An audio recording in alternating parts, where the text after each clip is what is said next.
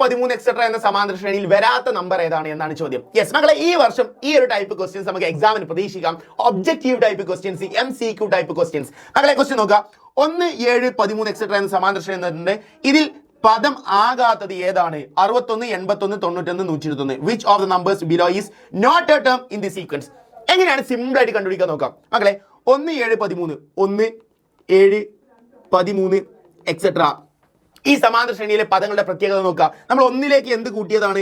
6 കൂട്ടി പോവുകയാണ് എന്ന് പറഞ്ഞാൽ ഈ 7 എന്ന് പറഞ്ഞാൽ 6ലേക്ക് 1 കൂട്ടിയതാ, 13 എന്ന് പറഞ്ഞാൽ 12ലേക്ക് 1 കൂട്ടിയതാ എന്ന് പറഞ്ഞാൽ നെക്സ്റ്റ് സംഖ്യ 18ലേക്ക് 1 കൂട്ടിയ 19 അല്ലേ വരിക എന്ന് പറഞ്ഞാൽ 6ന്റെ ഗുണിതങ്ങളിലേക്ക് 1 കൂട്ടിയതാണ് ഈ ശ്രേണിയിലെ പദങ്ങളെല്ലാം. അപ്പൊ നോക്ക് മക്കളെ, ഇവിടെ തന്നിട്ടുള്ളത് ഏതാണ്? 61, 81, 91, 121. അപ്പൊ ഇതിൽ 61, 91, 121 ഒക്കെ 6ന്റെ ഗുണിതങ്ങളിലേക്ക് 1 കൂട്ടിയതല്ലേ? യെസ്, അവിടെ അല്ലാത്തത് ഏതാണ്? 81 ആണ്. 80 എന്തല്ല? 6ന്റെ ഗുണിതമല്ല, 6ന്റെ മൾട്ടിപ്പിൾ അല്ല. So the answer is 81. ഈ ശ്രേണിയിൽ വരാത്തൊരു പദമാണ്. ഇങ്ങനെയാണ് ഒബ്ജക്റ്റീവ് ടൈപ്പ് ക്വസ്റ്റ്യൻസ് സിമ്പിൾ ലോജിക്കിലൂടെ കണ്ടുപിടിക്കുക മക്കളെ. ഇങ്ങനെയുള്ള ഒബ്ജക്റ്റീവ് ലെവൽ ക്വസ്റ്റ്യൻസ് നമ്മൾ ഈ എക്സാമിന് പ്രതീക്ഷിക്കാവുന്നതാണ്. മക്കൾ എല്ലാവരും കൂടുതൽ ക്വസ്റ്റ്യൻ ചെയ്ത് പഠിക്കുക. അടുത്ത ക്വസ്റ്റ്യനുമായി സർ വരുന്നതായിരിക്കും. മാക്സിമം ലൈക്ക് ചെയ്യുക, കമന്റ് ചെയ്യുക. ബൈ.